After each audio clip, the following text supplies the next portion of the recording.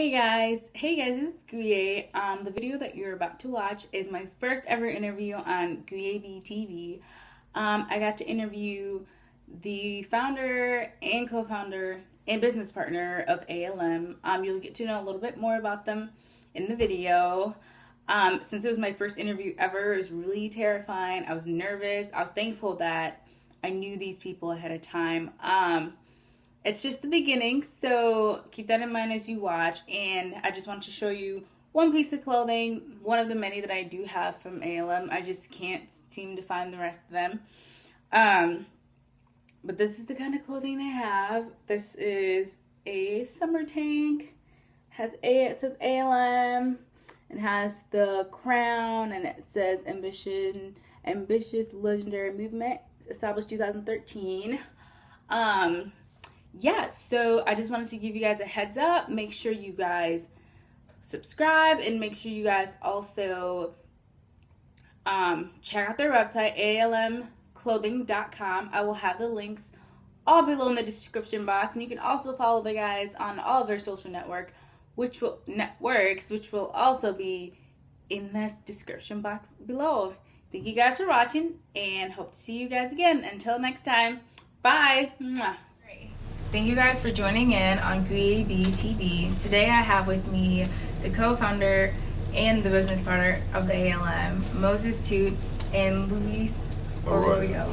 Thank you guys for joining me. I'm so excited to have you guys here. How are you guys doing today? I'm good. We're good. Great. It's a beautiful day. It really is. So let's get started. Kind of talk about your backgrounds here. We can start with Moses. Where were you born and where did you grow up? I'm Moses Toot again, for all those who don't know me. I was born in South Sudan in 1994.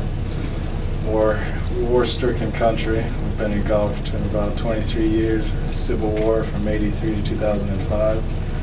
1999, my family essentially took the leave and came over to the United States for a better life, more opportunities, and essentially we've been trying to prosper through that motive of just trying to better our family situation. And essentially, it's a beautiful country of South Sudan, but it has a lot to essentially grow. It has a lot of work in terms of economics, education, and all those things. So we try to embody that message and essentially try to go back to South Sudan one day and hopefully build it up. How about you, Louis? I was born in Puerto Rico. I left Puerto Rico when I was 2 or 3 years old. Moved to Boston, Massachusetts, and then I stayed in Boston through high school. After high school, graduated and moved to California and started. Actually, that's like when I first started getting into actual like fashion designing a little bit and production and stuff like that. And ever since, I've just been going from place to place, kind of floating around and meeting new people and creating new connections, and it's been a good ride. Right. So where did it all start for the both of you guys? When did you know you wanted to start a clothing brand, and what is the purpose behind that? Well, I've always been into fashion. Since I was young, I'd always match my clothes and/or just wear some unique things and mix and match. But I would say in my first year of college, as my freshman year, me and a group of friends essentially just were always hanging out and/or just being with each other every single night, talking about different incentives or motives or different things we wanted to do, and we just didn't want to be stagnant anymore. We wanted something to where we could put our creativity to and/or make it be somewhat of relevance to the youth and/or the demographic that we were growing up in. So with that, me and two friends essentially came up with ambitious legendary movement, which is ALM clothing brand. We're just a clothing brand that portrays outspoken individuals who strive to achieve extraordinary goals and/or desires. We just try to promote individualism, believing in yourself, believing in your goals, your aspirations. If you don't believe in yourself, you're going to be your first failure.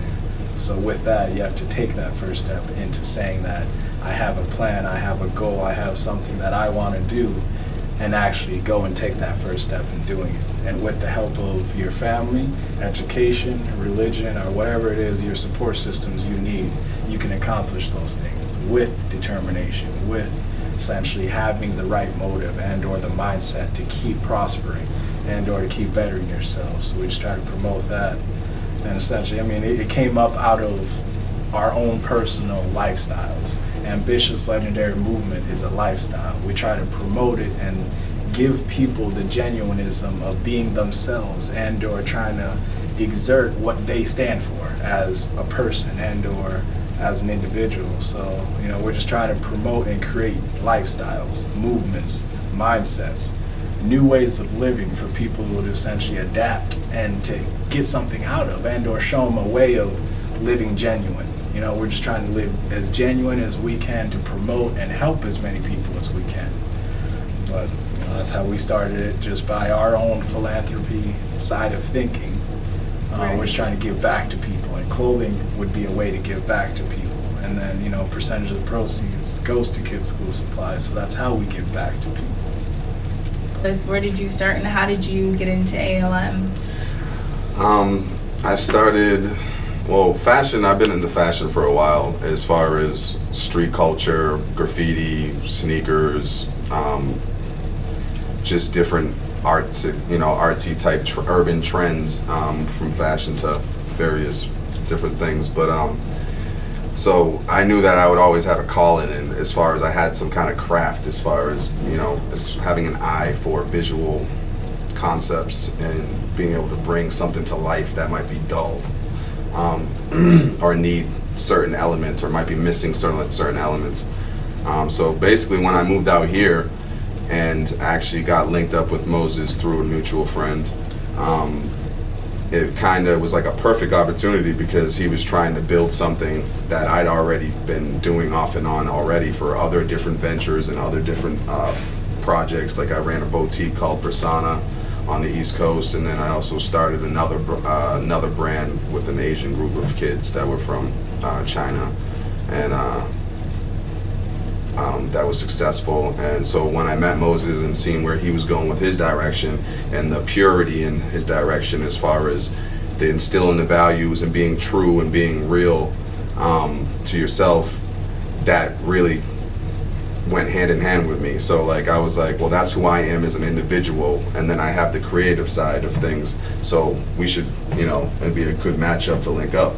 So then once we've linked up, the brand just started, the wheels started turning, and we've gotten to this point, and we hope not to stop and continue to thrive and grow and build the process also. All right, Louis, so in your bio on almclothing.com, you said, and I quote, "I started doing custom sneakers out of my house in 2002 and got to the point of selling 100 pairs a month from home." Is that the point when you knew that you had an artistic ability and that it was going to go somewhere, or when did you know? I believe that was one of the earlier points. That's when I proved to myself that I could start my own business from scratch, pretty much, like with no resources. And I also, yeah, that was probably one of the early starting points. Right after that venture started, and I started getting to 100 pairs a month out of my house. I then went from there to opening a boutique, Persona, and that was out of the red, with 2 or 3 other locations opened up within 2.5 years. And yeah, so I would say that's a valid statement as far as being one of the starting points of standing out. Now to you, Mr. Tut. In your bio, you stated, I have a strong desire to enact a movement by helping any and everyone whose dreams resemble ours. What does that mean to you as a CEO and a founder of ALM? Well, essentially that statement, it just encompasses my beliefs, my ideologies of how humans, or all of us, should interact and or care for each other. If we can help each other with our dreams and or goals, aspirations, anything we want to do, it's always beneficial if you have someone who's been there, done it, or who's had the experience and or has gone through it to give you some type of tips, incentives. So with that quote, you know, we're just trying to say, if you have a dream, follow it. And if you want to follow it, here are the steps, and or here are our steps, which we could help you build your dream. And here's how we can aid in helping build your dream. So essentially, just trying to tell people to harness their dreams, believe in it, and go for it, because that's the only way you're going to even know if it's viable and or going to be able to work. If you don't get your dream or idea out of your head and actually put it to practical use, it's only going to stay as an idea. So with that, we just try to promote people and say, all right, with your dream, just go ahead and do it. You know, if it's too big, you're going to find out if it's too big or not, but you're never going to know unless you actually do it. Right. And for the both of you guys, what advice would you give someone who maybe doesn't know what their talents are or what their gifts are? What could they look for in terms of that aha moment when you're like, okay, this is what I was called to do? Well, one of those things for me, and I mean, I can't justify for everybody, we're all our own individuals, but for me, it's something that you can't force.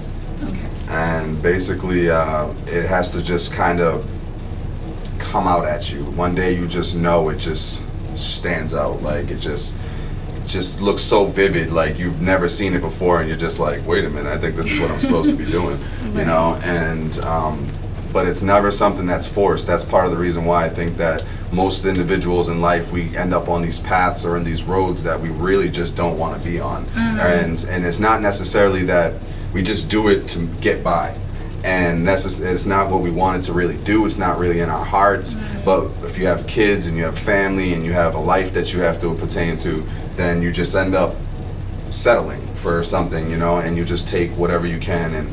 But to discover your true talent, you gotta be observant, and you gotta kind of let it just come to you. Some people know what they're supposed to do right off the bat, right. But a lot of people are lost in life, and they're dabbling in and out of different ventures and different things to try to figure out what they want to do, whether it be sports or music or, you know, medical profession or whatever it is that you want to do in life.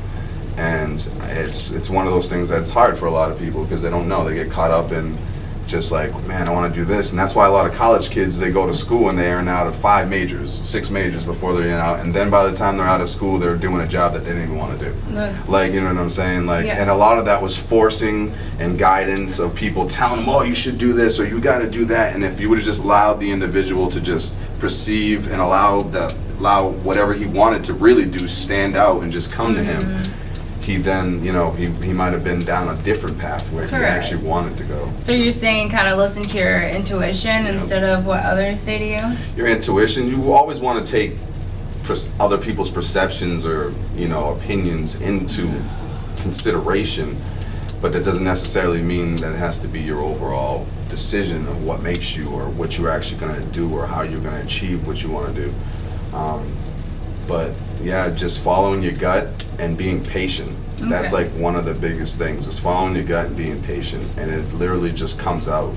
You just land into what you're supposed to do. Like, and I spent the first half of my life doing the same thing. I don't know what I'm gonna do. I don't know what I'm gonna do when I get out of high school. I don't know what I want to do when I go into college, and all that same exact stuff. And then sometime right after high school, or after my first 2 semesters in college, something just came to me saying, like, you're not supposed to be doing any of it. You're not supposed to be doing this. Like, so then I dropped out of college, and then it was just like I was just on this venture of just going where the universe takes me, and next thing you know, it was like, there's my calling. Wow. And I think that's the same kind of thing you said. After your first semester of college, you kind of dropped out. You want to talk about how you kind of knew what you wanted to do? Yeah. I mean, it probably hit me pretty hard to where the first year I just wasn't happy. You know, I was expecting more and or wanted more out of college, and just wanted something new, some new environment, some new feeling, some new passion, something. Right. You know, coming from a 12,000 population town, coming here to Sioux Falls, I was expecting something better. Right. But still, within that first year, I was still stagnant and just looking around at the college as if it's not giving me what I need, and or I'm not getting out of life what I need. And with that, you know, we would just be focusing on what really drives us and or what sparks us. And through that, fashion, arts, music, talking about youth problems, issues, talking about the world and how to better the world is what motivated us and or stimulated me and my peer groups. So with that, it's like, I just looked around and said, I'm not happy in school. I'm not happy with essentially what I'm doing in school. Okay. I don't see the point in it.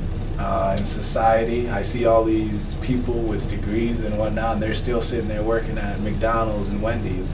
So am I gonna still follow that path and get my degree and hope that I get a job? I just said, essentially, I'm gonna go against the tide and just go hands-on on entrepreneurial routes and essentially see what I could do and or see the impact I could make without school. And just going on hands-on experience essentially, and with that, I've learned a lot. I'm now part of a nonprofit. I sit on a board.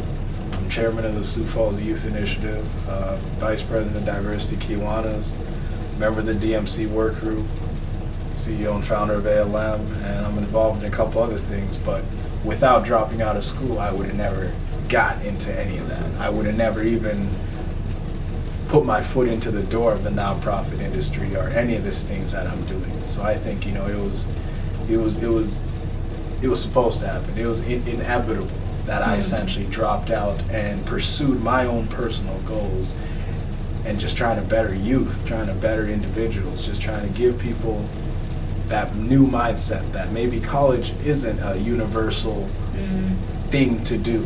Essentially following your goal, following your ambition, your intuition, and or your purpose in life, or what your purpose in life is, trying to find and harness that, I think is more important and or more susceptible for those first years when you hit 18, 19, 20. Everyone doesn't know what they want to do. And college just makes it worse because they stagnate and or silo you into doing something. They say, all right, you gotta pick a degree within your first 2 years. You have to. Really? What school did you go to? You don't have to, but they would like you to. Wow. Third year, you have to be specified in a degree. I could say that education is not for everybody. Right. Everyone, sometimes it does well for others and sometimes it just may not. But I think, it all depends on the person. And like you said, if you kind of know where you're going, dropping out of school maybe is not the wrong, and you're still, you still have achieved your goals and your companies. So either way, it was a win-win for you. I would say the school system has failed. Education hasn't. You can be educated and not be in school. That's where the misconception what I was of going to society. say is people think that you're supposed to be conformed to a system, like education, getting an education only one way.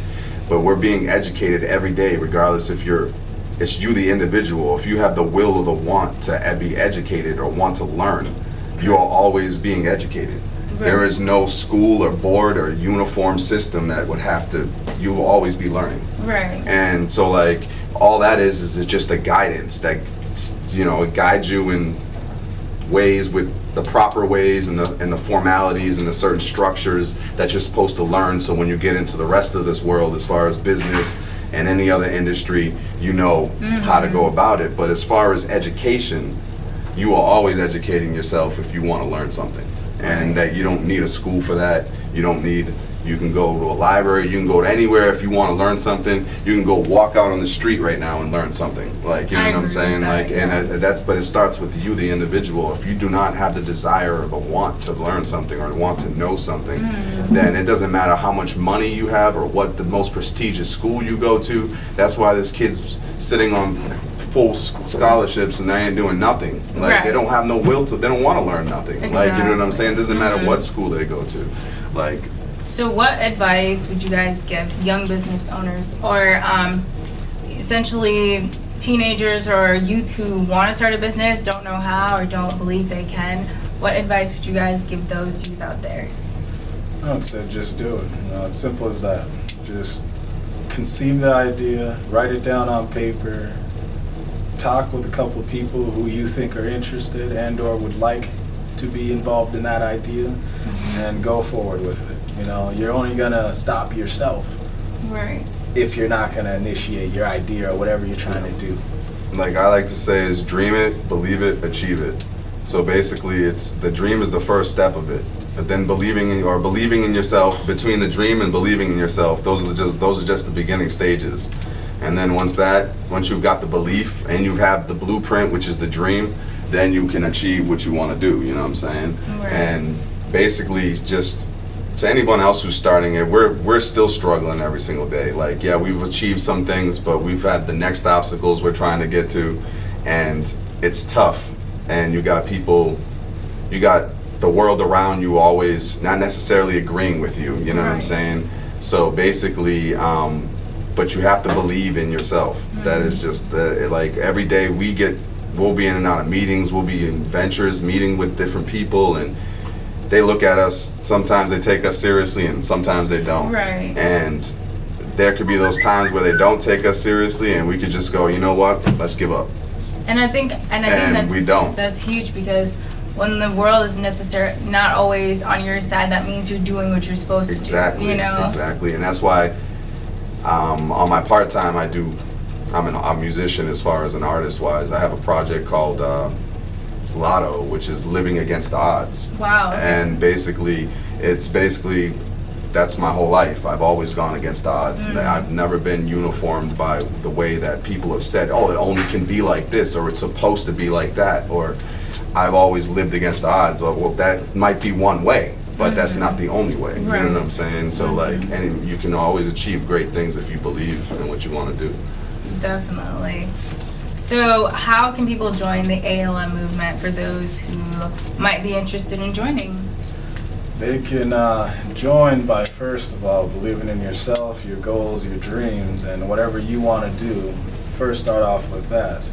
Second off, you can join by just promoting others, trying to uplift your individuals, your peers, your friends, families, anyone out there who essentially has a goal or a dream.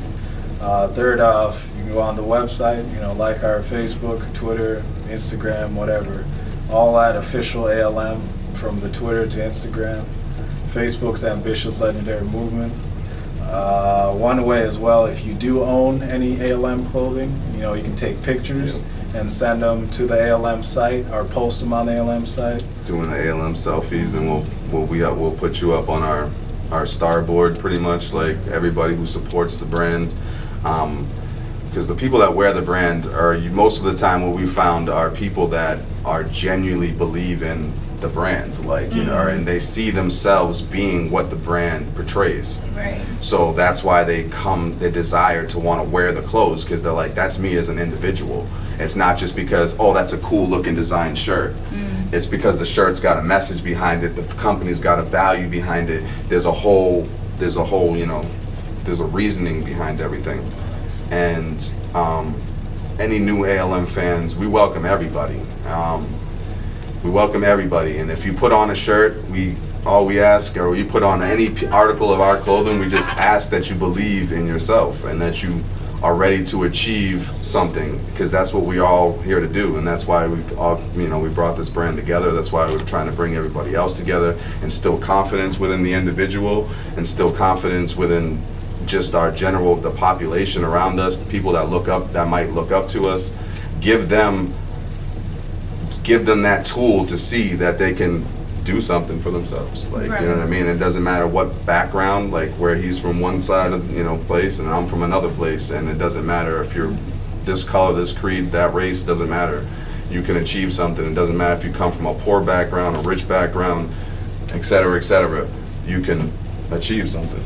Right. And we would like ALM, that's what ALM is. It's bringing people together and teaching them how to aspire to be great and how to accomplish the things that they want to do. We just say, just join the movement. Yeah, join the movement. ALM. All right, guys. Thank you so much. But before we go, do you guys have anything else to say? I just want to say thank you to everyone who's been supporting us for the last 2 years. All the genuine supporters who continue to keep coming back, buying every single piece of gear. They don't ask us for free gear. They don't ask us for no handouts. They genuinely support the movement. We appreciate every single one of you. And it's because of you why we exist still to this day. And we're going to continue to grow and thrive into something great. Again, just thank you to all our fans. Thank you to all of our supporters. thank you for Guye for having us here on her little show, little podcast. Yes, thank you. Appreciate No it, problem. and essentially thank the whole world. Thank you guys so much for tuning in tonight, and I hope to see you guys next week.